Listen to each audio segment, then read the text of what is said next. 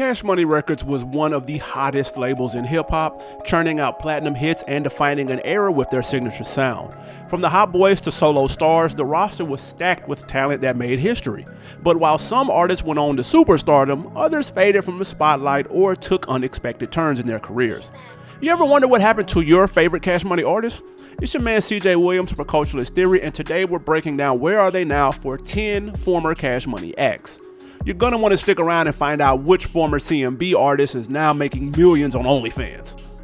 And 200 likes and we'll get a part 2 popping for the other artists that used to rep Cash Money. Now, without further ado, let's get it. We start in alphabetical order with BG, one of the original hot boys and a key figure in Cash Money Records' rise. He's widely credited as one of the architects of the bling bling era. His gritty, streetwise lyrics and unmistakable voice defined early Cash Money classics like It's All On You and Chopper City in the Ghetto.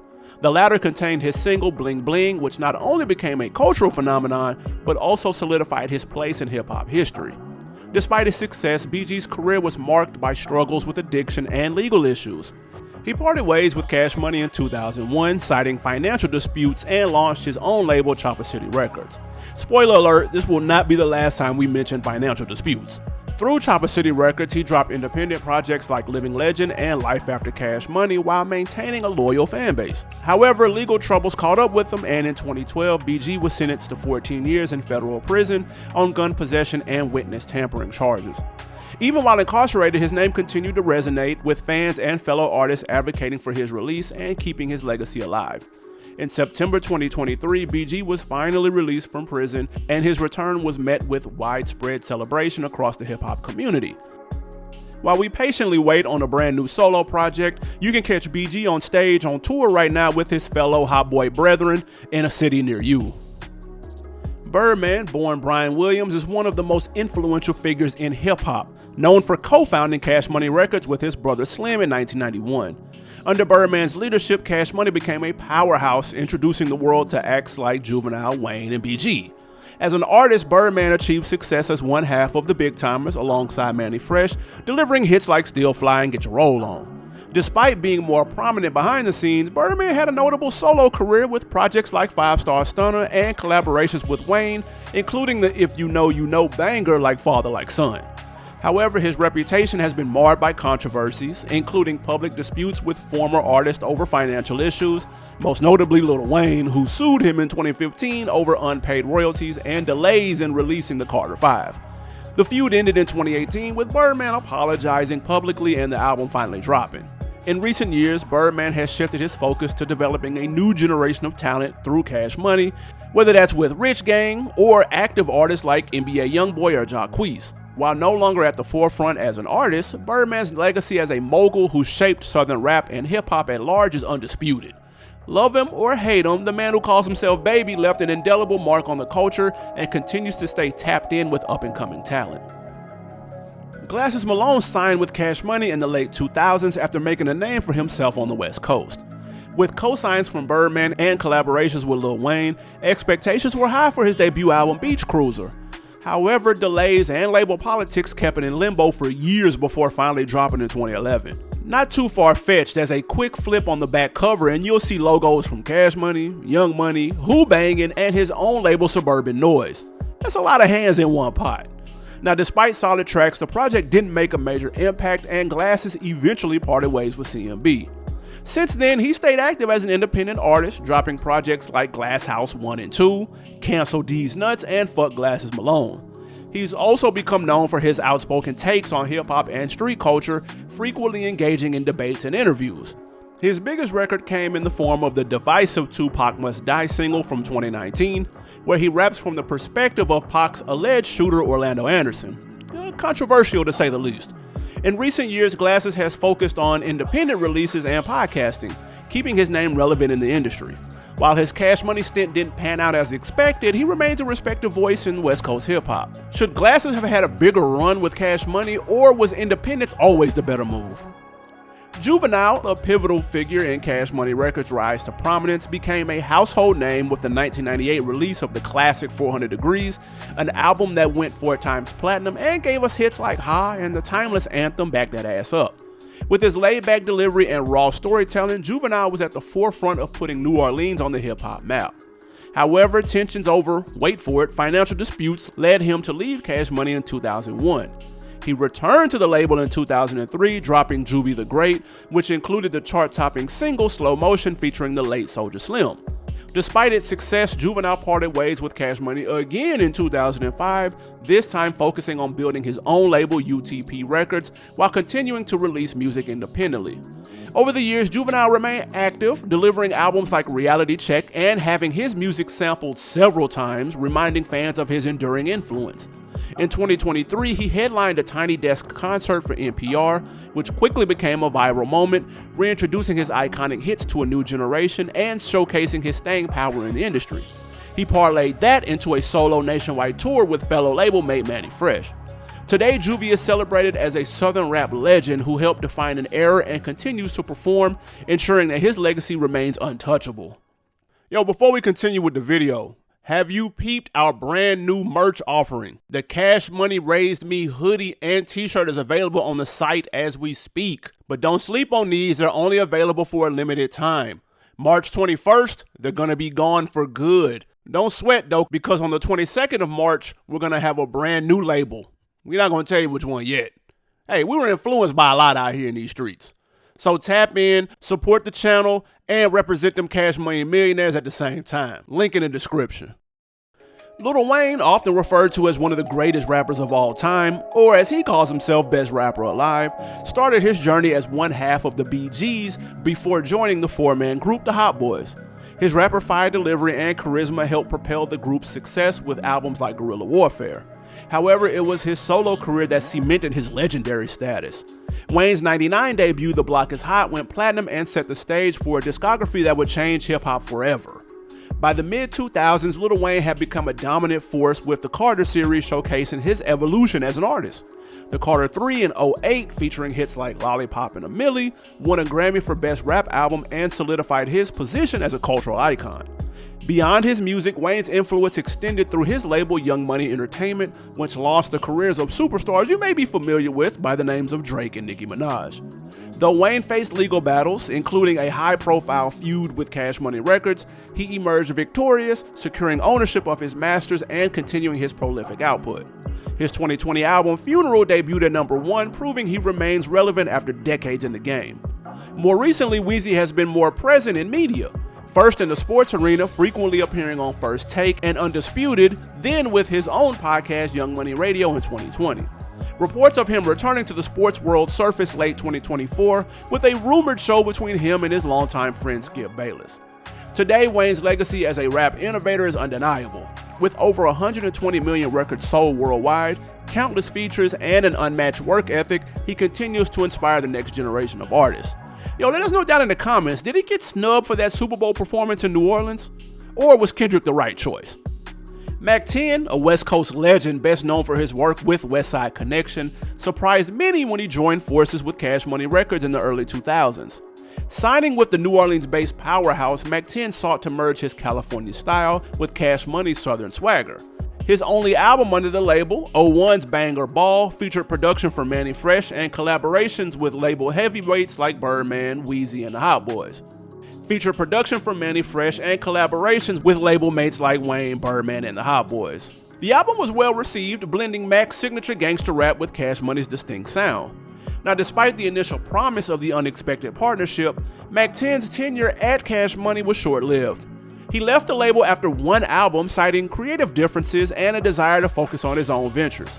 Returning to his independent roots, Mack 10 continued releasing music through his label, Who Bangin' Records, though his commercial momentum slowed in the following years. Today, Mack 10 is a relatively low-profile figure in the music industry.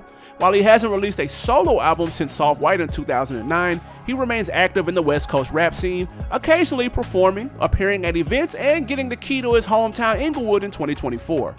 His time with Cash Money is often remembered as an intriguing chapter in his career, showcasing how his versatility allowed him to connect with audiences far beyond his West Coast base. Yo, in honor of Black History Month, Culturalist Theory has partnered up with the FAMS Coalition, a national coalition of Black-owned record stores for this fire giveaway. It's that Killer Mike, Michael, and the Mighty Midnight Revival joint, Ruby Red edition. To enter is simple. All you gotta do is leave a comment with your favorite Killer Mike album and your favorite Killer Mike song. That's it. Fams would like to thank their sponsor, Concord Records, for the love. Now help us show some support by pulling up to one of their stores. And when you're there, let them know CT sent you, and make sure you flick it up while you're there and tag at Fams Coalition to show some support. A little love can go a long way. For a list of the locations near you, make sure to go to famscoalition.com. Stay tapped into our Instagram at Culturalist Theory and our YouTube shorts for their announcement of the winner next week. Your favorite Killer Mike album, your favorite Killer Mike song, this could be yours. Mannie Fresh, the legendary producer, is the mastermind behind the unmistakable sound that defined Cash Money Records during its golden era. As the in-house producer, Mannie crafted countless hits for the label's roster. His signature bounce-heavy beats became synonymous with southern rap in the late 90s and early 2000s, with tracks like Juvenile's Back That Ass Up and Big Timers Still Fly cementing his place in hip-hop history. As one half of the Big Timers alongside Birdman, Mannie enjoyed massive success with hits like Get Your Roll On and #1 Stunner. However, in 2005, he parted ways with Cash Money over financial disputes, marking the end of an era. If you've never heard the story of how Mannie found out he wasn't getting his equal slice of the pie, boy, it's a good one. And it wouldn't be CT if we didn't break it down for you. So in the early 2000s, Mannie felt his pockets didn't reflect the success the label was having at the time. He would press Baby for years about seeing some numbers, but Birdman dodged the questions like Neo in the Matrix. Finally asking for the umpteenth time, Baby said, "Hey, what about having your own solo album?" Mannie was like, "Oh shit, bet." So the mind of Mannie Fresh was born, and when he would go tour the album, something strange happened. The promoters would pay Mannie too much money. See, when he toured as Big Timers, he would get $15K, his half of the $30K asking price. So when he went to do these same venues as a solo act and they cut him a $30,000 check, he was confused. It turns out Big Timers was actually getting paid $60K, not $30K like he was being told. That was the last straw and he was out $5,000. Now, post-Cash Money, Mannie continued producing for artists across the industry, collaborating with the likes of T.I., Jeezy, Lil Flip, and Kanye West. Despite staying mostly behind the scenes, his impact remained undeniable. In recent years, Mannie has leaned into his role as a cultural pioneer, performing live DJ sets and celebrating his contributions to hip-hop. In 2020, Mannie went toe-to-toe with Scott Storch for a versus battle, reintroducing his catalog to a brand new generation. Though he no longer dominates the charts, his legacy as one of hip-hop's most innovative producers is firmly intact. To this day, Mannie Fresh's sound remains a cornerstone in southern rap hip-hop. Turk, or Hot Boy Turk, another founding member of the Hot Boys, helped define the Cash Money Records sound in the 90s with his raw delivery and street-centered lyrics. Alongside Juvie, Weezy, and BG, Turk contributed to the group's success with classic albums like Get It How You Live and Guerrilla Warfare. Turk's solo career kicked off in 2001 with his debut Young and Thuggin', which peaked at #9 on the Billboard 200. Despite the early promise, Turk's career took a sharp left due to his legal troubles. In 2004, he was involved in a shootout with police officers during a raid on his Memphis apartment. He was convicted on multiple charges, including attempted second-degree murder, and served nearly 9 years in prison before being released in 2012. Since his release, Turk has focused on rebuilding his life and career. He dropped several independent projects, including Blame It on the System in 2013, which marked his official comeback. Turk also authored a memoir, The Autothugography of Turk, chronicling his life story from his rise in the rap game to his time behind bars and his journey toward redemption. Now Turk continues to release music and perform, often reflecting on his past and advocating for prison reform. Podcast fans probably recognize him for his frequent contributions to High ATL's radio show. His resilience has solidified his legacy as one of hip-hop's best comeback stories. Tyga's journey with Cash Money Records began in the late 2000s when the young Compton rapper signed with the label under the direction of Lil Wayne's Young Money Entertainment. His debut album, No Introduction, didn't make much noise commercially, but his breakout moment came with the release in 2011's hit single Rack City. The song, produced by then newcomer DJ Mustard, featured on his sophomore album Careless World: Rise of the Last King, catapulted Tyga into mainstream success, solidifying his spot as one of Young Money's rising stars. However, as Tyga's fame grew, so did tensions with the label. By the mid-2010s, he became vocal about frustrations over delayed album releases and alleged mismanagement by Cash Money. In 2015, Tyga officially parted ways with the label, leaving behind his Young Money ties and opting to release music independently. Although leaving on a high note with his last CM release, the Chris Brown collab album Fan of a Fan, Tyga experienced a rocky period with lukewarm reception to some projects afterward. But his career saw a major resurgence with 2018's Taste. The club anthem reminded fans of Tyga's knack for infectious party tracks and re-established him as a chart-topping artist. Today, Tyga remains active in the music scene, dropping singles, collaborating with major artists, and even dabbling in entrepreneurial ventures, including, believe it or not, a wildly successful OnlyFans account. Reports have him clearing $1.3 million a month on the platform, clocking in at over 30 M's total. Don't ask us what he's doing over there. We don't know and we don't want to know. But salute to the last king for calling an audible when the music cooled off.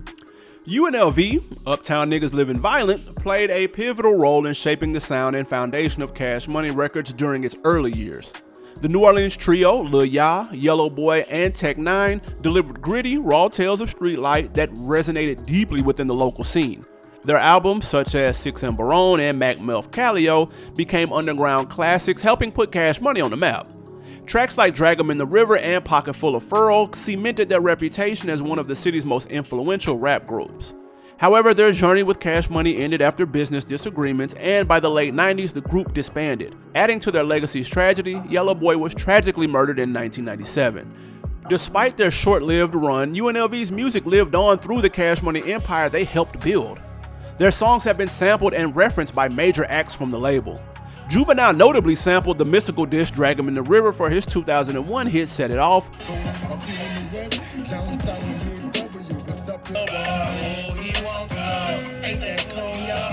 while other tracks and lyrical nods from UNLV have appeared in works by Wayne and other Cash Money stars, highlighting their enduring influence. In recent years, Lil Ya and Tech 9 have kept the UNLV name alive, releasing independent projects and performing locally. Though their time at the forefront of Cash Money was brief, their contributions continue to echo through Southern hip-hop history. We know CMB's roster was deep as a football team at one point, so 200 likes on this video and we'll get started on that part too.